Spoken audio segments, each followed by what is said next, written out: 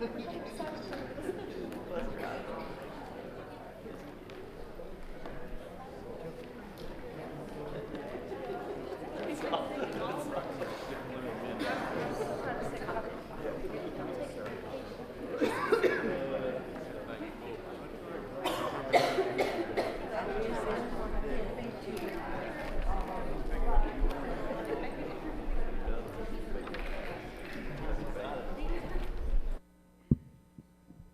working on it. Hello, good morning, everyone. Working on some technical difficulty we should have resolved here in a moment, but as we settle in, appreciate you being here this morning. We mentioned last week that we do have a guest speaker with us this morning. We're honored to have Gary Reeves here with us and his family. Jennifer and Brody and Logan, they're here as well. We've been supporting Gary and Jennifer and his family at Cusco, Peru for many years, eight years. And well, actually, we've been supporting them 9 years. They've been there 8. But they've been there with a team and working away, and man, a lot of progress has been made down there, and a lot of hard work. But it's, believe it or not, time for him to begin thinking about new work. He's going to wrap it up this year, be back in the States, and probably be at a soon-to-be-disclosed location in the United States for future mission work. So he's not getting out of the mission field, but he feels like that they've accomplished what they went to do down there, and I think they have. And he's going to share with us this morning the details. Gary.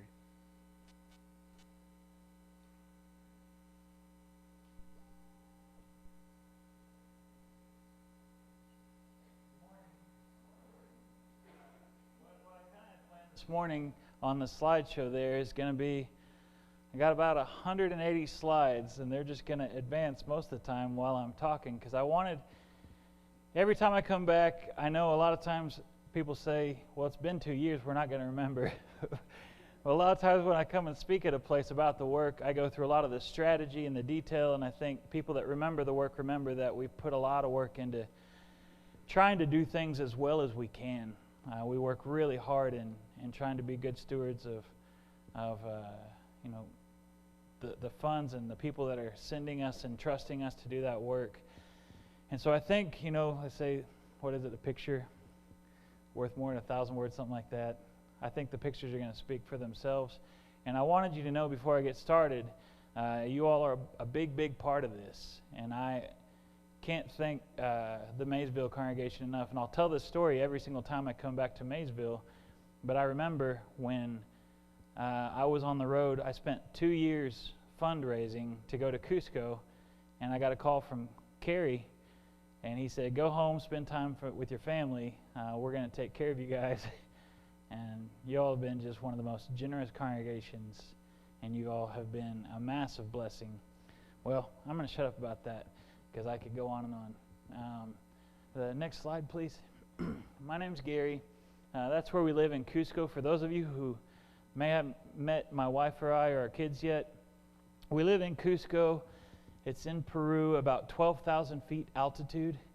It sits there in the Andes Mountains in kind of a valley. And we chose Cusco because statistically, you want to move to a place in missions where it's going to be easier to work. That's what kind of they teach us at Fried Hardeman in the missions courses, is you want to choose a place where there's a need, but also people are going to be receptive and want to hear what you have to say. And so it kind of sets you up for success. And Cusco is one of those places that in 20 years ago, it was at 70,000 people. And then, today it's over 500,000 in population. And so it's grown really, really fast.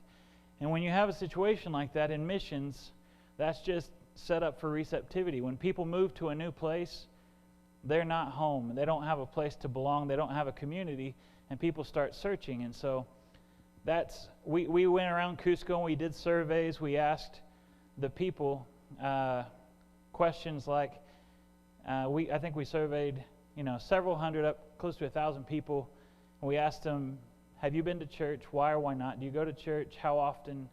Do you study the Bible? Have you ever read the Bible? Why or why not? Kind of getting a feel for where are we going do you even want to talk to us?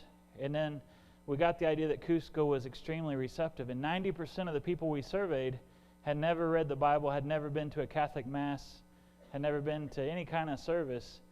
And so that was just a wide open field. And it was a really good place to get started. And you always have access to people. The next slide. That's my family. Jennifer, Logan, and Brody, and me.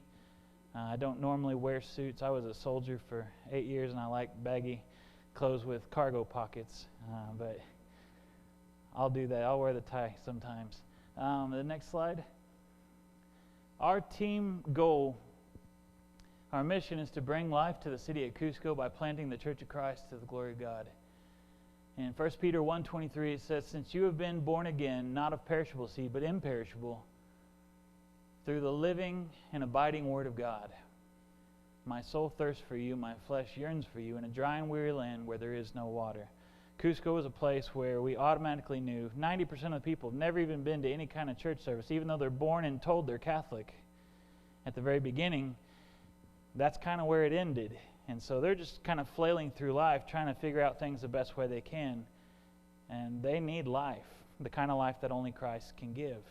They need, and that's one of the beautiful things about being a missionary. You go to a place and you see the effect that this has on other people. The next slide, please. The plan, we set up a plan from the beginning, and we had a 10-year plan.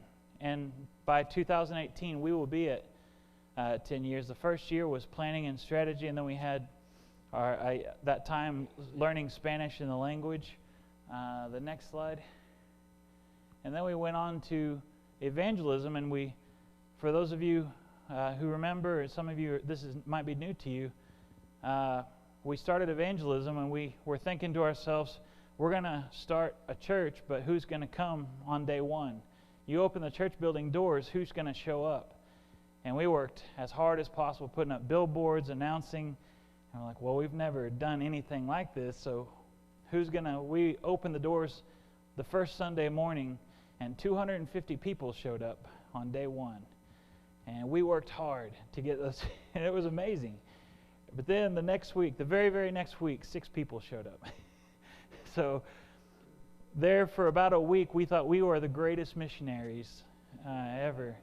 But then we were quickly corrected.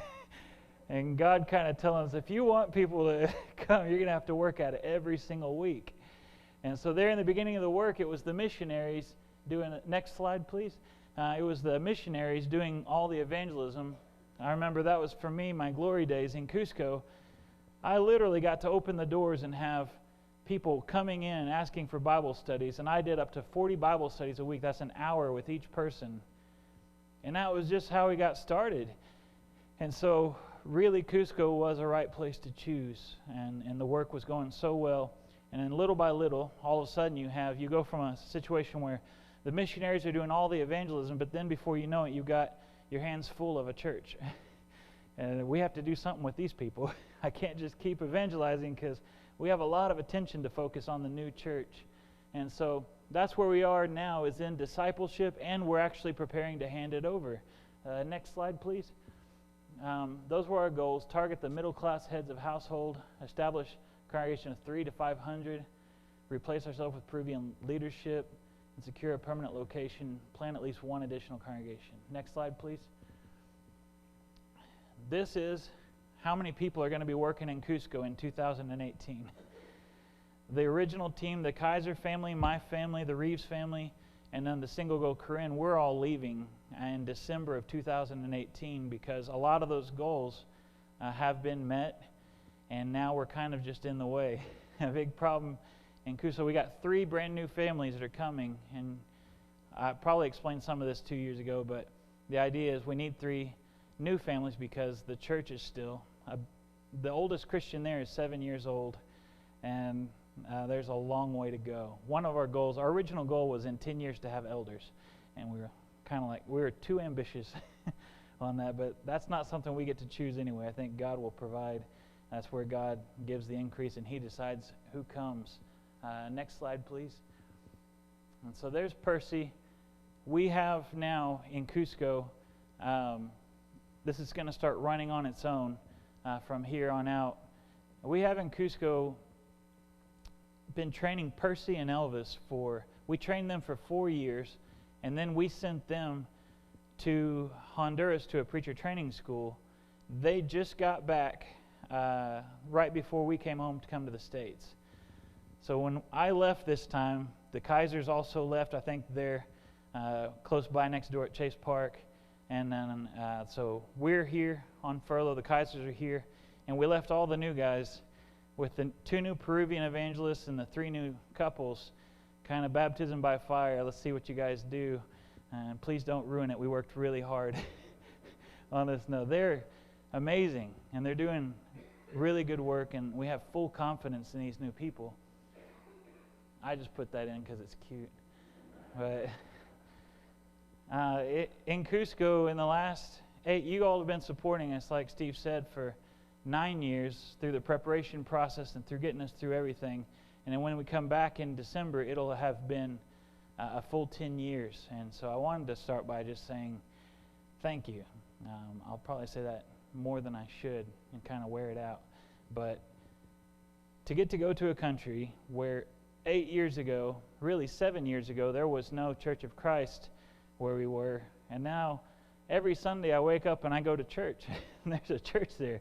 And we get up to 120 people showing up on Sunday mornings. When we went to Cusco, the idea of getting started, we had no idea because we'd never done it before. We're just figuring things out, and we try really hard to do it well, but we didn't know what was going to happen. And it became really obvious, this idea that, one plants, the other waters, but God gives the increase. And it's become apparent over and over and over again that we don't get to control as many things because we try to be so strategy-oriented and really plan out as much as we can to set ourselves up for success, which I think is the right thing to do. And we plan out 10 years ahead and say, well, if we're going to get to this point, we need to work backwards from that and prepare ourselves to work towards that. And then we figure out really quickly that we don't get much of a choice in some things, especially how fast the church will mature, how fast the church is going to mature spiritually. And we have guys that came in, Jorge, that was drunk for 30 years, and he was on the street without shoes, just looked like a homeless vagabond.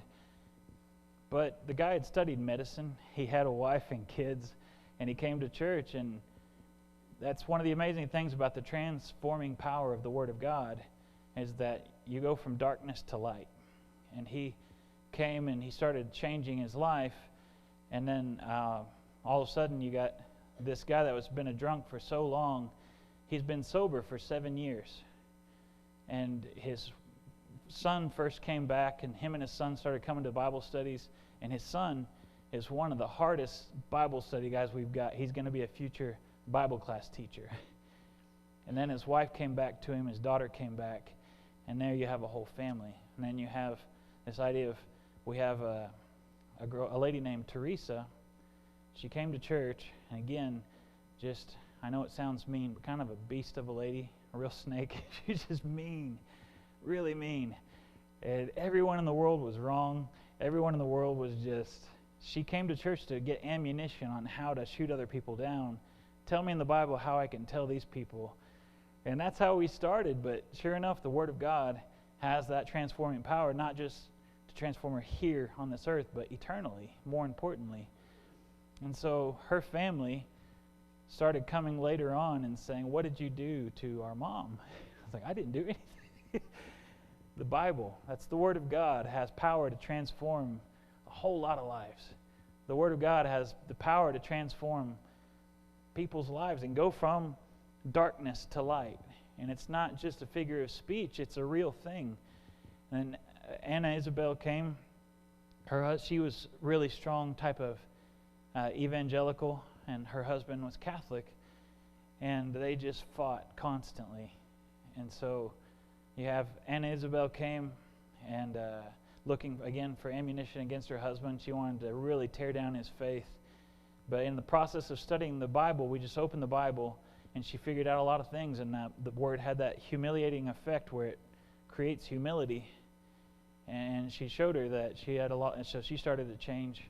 Sure enough, again, literally her husband came and said, "What did you do to my wife?" And he said, "Thank you." But that's the power of God's Word, when people read the Word of God and then transform it. When you have a culture for 500 years, you show up to a place and people, we ask them, "Why don't you read the Bible?" And they say, "I can't. I just can't do it. I'm not a priest. I'm not a pastor. It's not my place."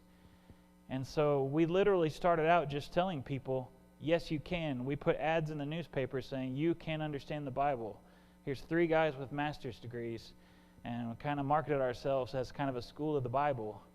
And sure enough, just people started flooding in to study the Bible. They were excited. And then not only that, watching, I estimate we've done as a team close to 6,000 Bible studies over that time. And we worked really hard putting out. But, in the end of the day, from 6,000 to 120, in one sense that's discouraging. In another sense, it's amazingly encouraging, because there's a church there that wasn't there 8 years ago. And so we have a couple that just came. We're starting, like I said, we're in this transition phase. We got 3 new couples coming in, Ryan and Sarah Davis. Ryan was an investments banker, and Ryan he had a very, very good salary. He gave that up to become a missionary. He came on a campaign to Cusco, and him and his wife decided they want to come back full time. So he gave up his job, which was a very, very lucrative job, to come work in Cusco. Then we have another guy, Mitchell Ruth. He was an engineer for GM up in Michigan. Extremely intelligent guy. Him and his wife, Rachel, she studied, I think, veterinary medicine. Now they're there. And another super impressive couple. So we're leaving the work in the hands of good people. And then Kevin and Kelly Westmoreland, also very impressive. They were missionaries in China. And so they have experience already. They're very faithful, sound missionaries. And so I want you all to know, as these original families are heading out of the work in Cusco, we're not just handing it off to anybody. These are people we know from Fried Hardeman. They're people we trust to teach what's right, to teach the truth. And we want to let you guys know that you've invested a lot of years with us in Cusco, and we're not just going to kind of let it go and say, "Bye, good luck." We're going to do our best to make sure things are going right. So on top of those 3 couples, we have Elvis and Yolanda. They went to the preacher training school, and then Percy went to preacher training school. So there's a lot of people. One of the reasons that it's necessary to have this transition team, we can't just leave and hand it over to the church, is because, like I said, the church is young. The oldest Christians there are 7 years old, and we were pretty ambitious in our planning, but one of those things, like I said, we didn't get to plan for is how quickly people mature, how quickly the church will be able to stand up and do these things. And, you consider things we take for granted in the States. If this half of the room, you all got sick and you can't come on Sunday, and the preacher can't come, the elders can't come, you guarantee this half of the room knows what to do. Church will happen. God will be worshipped. And you all know exactly, in Cusco, if one half of the room's not there and the missionaries aren't there, there's going to be a lot of confusion, people tripping over themselves. Still, it takes time to learn. And, in churches in the States, a lot of times we have elders, we have deacons, we have lifelong faithful ladies in the church that they just know how things run. In Cusco, we have about 120 people that have never been to church before. They've never seen how it's done, and that's just going to take more time than we originally anticipated. They don't need Barton and Gary, basically, to stay in Cusco, because there is that pastor-priest mentality, and it's really strong. The Inca population 500 years was taken over by the Spanish conquistadors, and from there they started what's called the Iron Fist rule. They want one guy in charge, and they want that one guy to be responsible. I'm not responsible. He's responsible. Nobody's responsible except for that one guy, and that's usually the pastor or the priest. And so we're trying to change the essence of what Christianity means. A lot of times when we do Bible studies in Cusco, we have to start from scratch. In campaigns, you see some campaigns where there's a lot of baptisms in 1 week. We can't do that in Cusco, because I start speaking kind of a Christian language, talking about Christian things, and everyone will agree with me, but they have a different definition of all those things in their mind. And so I'm not communicating unless we take the time to redefine words. And really, it takes about 6 weeks with each person to kind of get them to that point where we've redefined the words and people understand, here's what we're talking about. And then when that reality sets in, people either turn away or they'll obey the gospel. Is that not incredibly encouraging to see all those families and baptisms and people who their lives have been changed? And that's kind of what I wanted for this time today, was to show you all that there's a lot of great things have been happening in Cusco, and you all have been a big, big part of it. I wanted to leave a little bit of time. I've got some slides at the end, but I wanted to leave a little time for questions. You all have been supporting us for a long time, and I want to give you a chance to ask questions if you have any. Yes? Okay, thank you. Yeah. One of our goals was to, because of the Peruvians, they make about, on average, $200 a month. And because of that Spanish conquistador thing, they came in and took all the land and didn't really give it back. So very few people own all the land. And you have a situation where people making $200 a month, and the land, 10,000 square feet, costs about $1 million. And so it's very expensive. And that's just one of my things where I was of a ye of little faith, because I didn't see how it was going to happen. But sure enough, a lot of churches have started donating, and we have up to close to 400,000 now, which blows my mind. So we're getting close to that goal. We still lack one thing that intimidates me. I don't think in terms of money. I'm not good with those kinds of details, but I've got a teammate that was an investments banker, and he knows money. And he said, don't worry about it. If you have, I think, what is it? Someone else is going to have to do the math. If you have 2,000 people, you divide $1 million by 2,000 people, all of a sudden you have, someone's going to have to do that math for me. That's why we got Ryan. He's handling that. But when you spread it out, it becomes a lot less intimidating. And so one of the things we're doing as a team is each couple on the team is responsible to call 250 Christians and say, will you donate this much, like I think $500, basically, over the period of a year. And if we can get that many people to do that, then we will be we'll be right there. And we've already raised a lot thanks to the generosity of a lot of churches. And again, that was one of those, Gary, ye of little faith. I didn't think it was going to happen that way, but it's been happening a lot faster than we expected. Other questions about Cusco? I might be missing somebody over there. Yes, sir? How many men do you have, you think, that might be developing maybe towards being elders in the future? That's a tough one, because that's one of those things we've had men that we thought were kind of, wow, this guy landed in our lap, and that's amazing. He's asking how many men do we have that kind of look like they could become elders. And those guys just turned around. Jorge, the guy who's been sober for 7 years, he did fall off the wagon once. And we were just like, this is amazing. His wife came back, his kids, they're all faithful Christians now. Fell off the wagon, and we're like, probably not. We don't know, but we have another couple, they're young. They fought like cats and dogs. Their name's Noemi and Erlene, and they beat the tar out of each other for about their whole lives, their marriage. And then Barton and the young guy, Percy, they started studying with them, and they have not hit each other for 2 years now.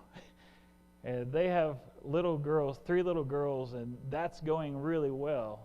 I mean, there's that couple. That gives us a lot of hope. We have the consul, the guy in charge of the consulate of Bolivia, moved to Cusco, and he became a Christian, and his wife. That's looking extremely promising, too, because he's already well educated, and he's learning very quickly, and things are just easier for him. So we have a guy, Julio and Joanna. If his wife will come to Christ, then he would be an amazing guy. We baptized recently, and that's another problem in Cusco is it's kind of a transient city sometimes. People come because of tourism and come out. We baptized a professional soccer player, which is a really big deal in Peru. And so a lot of people were writing us on Facebook, can I come to your church and see the soccer player? Him and his wife would have been amazing candidates for eldership later, but he moved because of soccer. So I have it somewhere in those slides. Yeah, right there. 168 conversions, but we have only about up to 120 come on Sundays. And a lot of that has to do with the fact that just people move away. And then you have that idea of, you sow the seed and some falls among the rocks, some fall among the thorns, and the birds carry it away, and that breaks our hearts. We still have people that we hope will come back that aren't there. And so we could always use a lot of prayers for that. And then now, to let you guys know kind of where we're at in the work, as we're moving out, we are looking to do a mission work in the United States. Just to give you an update, the Reeves and the Kaisers and the single girl Corinne, we've all decided that we can still stand each other. And since it's time to kind of come home and be closer to the grandparents for our kids, it's time to come home and be closer to home, basically. We figure we don't have to leave the mission field. And Barton, my teammate, he makes a strong point that everyone is sending missionaries out, but everyone's coming to the U.S. And that immigration's a big deal right now. And everyone wants to be here. Everyone's coming here, so we might as well just do what we did in Cusco again, but in the United States.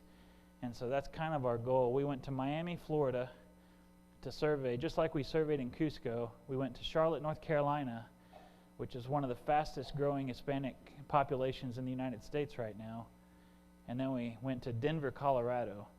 And to give you an idea of how many Latinos live in these cities, Denver has the smallest population of Latinos of those three cities, and it has 600,000 Latinos in Denver. Cusco has 500,000 in Peru. And so we have more access to the Hispanic population. And one thing that we want to do different this time is make it a bilingual church. We're not just going to be working amongst Latinos, but we're going to work amongst English speakers as well and try to see if we can't work something out. We got a lot of homework to do. We're still in square one on that one, but we're going to talk to Great Oaks, our overseeing congregation, and see if they'll get on board with us. So that's kind of where we're headed at the moment. Can I get that next slide, please? I've got a couple more slides on there. I planted, Apollos watered, God was causing the growth. And that I wanted to emphasize this idea that the work in Cusco is going amazingly well. And kind of as you saw in the beginning, it was missionaries doing Bible studies, and people were coming to Christ. But then as we got towards the middle of the work there, in like about year 4 or 5, it was Christians doing the work of the church and bringing their friends and their family. And a lot of it wasn't just even them bringing them, it was them changing their lives. And so their friends and family came and said, what happened to that guy? Thank you. And we got the chance to glorify God and say that's what God does, and emphasize not just in this life, but eternally, much, much more. God has that effect. The next slide, please. It's kind of want to end on that. It's more than just a seed metaphor. And one of the reasons I wanted to have all these pictures today was because for about every 2 years, I come back and I talk with you all, and I give a lot of the strategy and the details of the work, but I wanted you to see firsthand kind of the people. That was everybody. That was all of them. That was all the people that you all have had a part of and been a part of their lives and had influence in that. And it's just, I appreciate getting to be a part of that. What time are we? How are we on time? We're good. Okay. Well, I have time for more. Okay. Well, I have time for more questions then. Church and the government, any issues at all? No, it was because things. well, I guess you guys see this more than I do. Things change really fast. In 10 years, politics in the U.S. have changed really quick. And I watch that, of course, from Peru. And all I get to see is kind of on the media what they say. I come back home, I'm kind of nervous that something bad's going to happen when I come back to the States. I'm like, looks like schizophrenia. But Peru is much the same. It was a Catholic-dominant country for a very long time. And because of politicians and things like that, I think some evangelicals got into politics, and so they're changing things. And actually, it opened the door, and we have a great relationship. That's actually how we got a lot of our start. Was I will go personally to meet all the mayors, and I'll ask the mayors, what can we do as a church? What can we do as missionaries? What are the needs in your community? And how can we as a church be a part of that? And man, they've been extremely receptive. Of course, the mayors have never been baptized yet. Politicians want to show up and take pictures when we do this stuff and say, look what I did. But we're okay with that. We're cool with it. So we have a pretty good relationship with the government because of those things that changed. It used to be all favoring Catholics, but now, even as missionaries, we don't have to pay taxes in Peru because we're missionaries. We pay American taxes. We've always paid U.S. taxes, but we don't have to pay Peruvian taxes because we're missionaries, and they've been very supportive. When we do the medical campaign, we have a lot of people here that come to the campaign, and they, everything that we have, a lot of what we have, the big buildings and parks we have access to, the government, local government gives it to us. So we have a pretty good relationship. Other questions? Yes, sir? People moving in and out of the community, like soccer Uh-huh. players. Do you have any idea how they are doing once they are away from Cusco? Some of them, some of them, when they move to cities that we know where there's churches there, then we have a chance to make a contact with whoever's in the church there, and we're really aggressive about, but a lot of them we don't know. Yeah, we have a hard time keeping up with some of them, and Lord willing, they're planting churches wherever they go. That's one thing that's been really attractive is they're so angry about church. They're so angry about Christianity. I think that's the way in a lot of places because they've seen a bad example of Christianity for so long. And then we open the Bible and say, well, what would you think if you saw a church that looks like Acts chapter 2? What would you think if you saw a church that looks like this? And we show them in the Bible. And that's been extremely attractive. And I think those people that have come to our congregation and moved away, my hope, I might be just wishful thinking, but my hope is that same kind of passion for, I'm not going back to what I was in. I'm never going to go back to that. That's kind of my hope, is that they'll take that and run with it. But I am an idealist, so.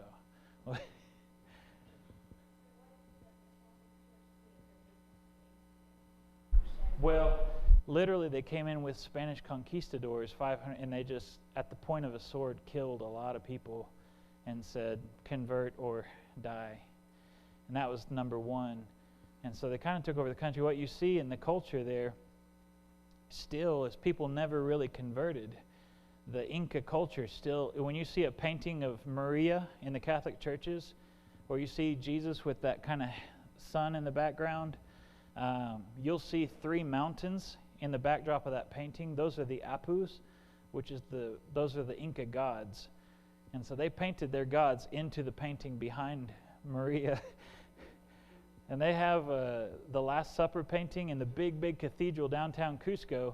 If you go in that cathedral, you'll see the Last Supper, and sitting on the plate is not like the Lord's Supper. It's a guinea pig with they've kind of put their own culture and they never actually converted. And you see a lot of resentment and a lot of anger towards Spaniards, basically, and towards the Catholic Church. But everyone's born and told they're Catholic. And then they have on Holy Week, it's Holy Week, right, in English? I can't think of in English now what it's called, but the Easter week. that week of Easter, they have they'll march down the streets carrying crosses and stuff, big, massive crosses, but everybody's wasted, drunk, the priest included, and so it looks nothing even like what American Catholic Church would look like. There's not even close. It's not even the same version. So we call that. I can't think of English words all of a sudden. Well, we call it syncretism, where basically what happened when the Catholic Church went around doing that a lot with all the conquistadors, they kind of accompanied those armies to take missionaries in, but they were doing it alongside of these armies. And so if you go to Hindu countries, a lot of times what you'll see is basically it looks exactly like a Hindu temple, and instead of going to the 3,000 gods, you can go leave an offering at Peter's altar, you can go leave an offering at Paul's altar, and they leave your sacrifices. And so it hasn't changed much from Hinduism. And in Cusco, you still see a lot of that syncretism. They've just put together two religions and there was never a real conversion. And so that kind of makes it easy, in a way, to point to the Bible and say, what do you think about this? All of their complaints, everything they complain about, at the end of the day, all I have to do is say, well, that's never what it was meant to be like. And I actually agree with you. So here you go. And it's made it easier for us. Yes, sir? Sometimes in the States, you begin to teach people that they can't agree on the Bible being the Word of God. Some of it may be, some of it not. But down there, were they receptive to that concept initially? You don't have to get through that hurdle. We do have to get through that hurdle. It's not the same as here at all. It's a lot easier. The only hurdle there is the History Channel and Discovery Channel.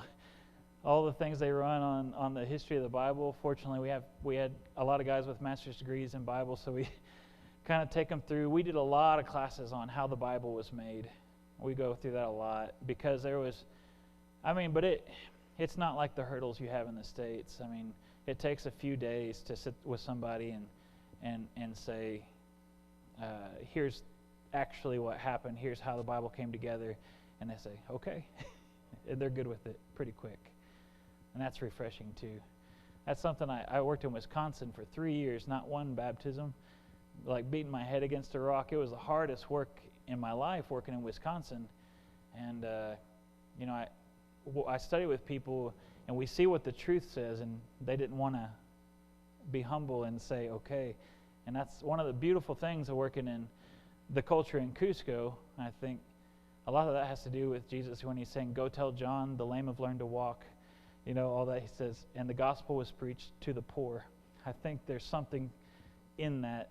One of the reasons that it's a lot easier in Peru is with poverty comes humility, and that humility makes it a lot easier for people to say, oh, I've been wrong for a long time, and they accept it, which I have a lot to learn from that myself. Are we? I see people at the door. Are we? Yes, sir. The three new couples? Well, Ryan and Sarah studied at Freed-Hardeman University. Ryan, they all studied, everyone that's coming at some point studied Bible. So they have they're lifelong members of the Church of Christ. They have a baby named Luke, but Sarah worked at Freed-Hardeman. She has, I think her degrees was in marketing, and so she helps a lot with getting the word out in Cusco. And Ryan, obviously, he's got a strong Bible knowledge. I was not raised in the Church of Christ, so one thing I say I'll take anyone raised in the Church of Christ over a master's degree any day of the week, because you all know your stuff, and that's pretty cool. And I wasn't raised in the church, and I spent all that time at Freed trying to catch up, and I'm still not caught up. That's one thing that has been good. Every single person Rachel and Mitchell, both born and raised in Tennessee, I believe, and they're members of the church there in Middle Tennessee. Ryan's best friend was Mitchell, so they kind of grew up together. And then Kevin and Kelly Westmoreland also went to Freed-Hardeman and studied. Kelly studied finances. She worked at a bank. And Kevin studied Bible. He has a master's in Bible as well. I don't know if there's anything else you want. Okay. Yes. Are they going through this year learning the language like you did? Yep. Well, they did that last year. They've been, so when we came back this time to the States, we left everybody there and they're ready to go. I heard daily in Spanish. Kevin wrote me and said, today I said daily diarrhea, something like that. He was, so they're going through the same things. We had some terrible stories of stuff that we said in front of the church. The whole church just starts laughing. But they're getting there. Well, is that about the time then? Well, if there's any other questions, I'll take them. But if not, then thank you guys again. I'll talk a little bit more in the sermon hour about Cusco, but I appreciate you all a lot. Yes, sir?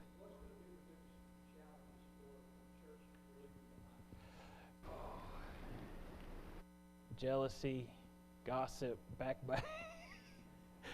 Probably the same things that are here. It's just, well, a big challenge, for example, is we do not want the new preachers, the two guys that went to preacher training, we don't want them supported by American money. And that comes from going all over the world studying missionaries. And every single time they said, whatever you do, cut American support because it creates jealousy. And suddenly you've got this guy from Cusco in the church in Cusco, and his salary's way above what the other Peruvians are. And so I think that jealousy is going to be a big issue. But even our presence, those guys come back and they know that we're there. They know we have access to big congregations in the States, and they're already, they're young guys, but they're already saying, don't you think we could get a little more? And they kind of, it's just money, I think, is going to be a big temptation. One of the reasons we want to leave buy the land and leave that, because there's no way. We pay $2,000 a month in rent in Cusco, and think about Peruvians trying to pay that. So if we can buy land and get things settled, they will be able to handle maintenance, because building is not cheap. Building is not expensive and maintenance is not expensive, but the land it sits on is worth so much. The last building we were at, they saw how well things were going, and they said, we're going to bump your rent up to $6,000 a month. And so you compare that to, so money's a big issue, but if we can get that land bought, I think that's going to help the church out for a long time to come. And the other part of that is, that's one thing I see is jealousy kind of amongst them. There was one time we were training 8 men to preach, and we had those 8 men preaching in rotation, and we thought we were doing good again. We kind of patting ourselves on the back, and we didn't realize they were kind of auditioning. Each thought that they were kind of be the one man, the iron fist ruling guy, and that was in the early years. And so it's just that kind of an immaturity. And that's one thing I think we didn't anticipate well enough, is just how long it takes people to change. And so, but that's one of the reasons we invited the 3 new families, to help us kind of have more time to make disciples, more time to have that influence. Anybody else? I don't know if I saw a hand.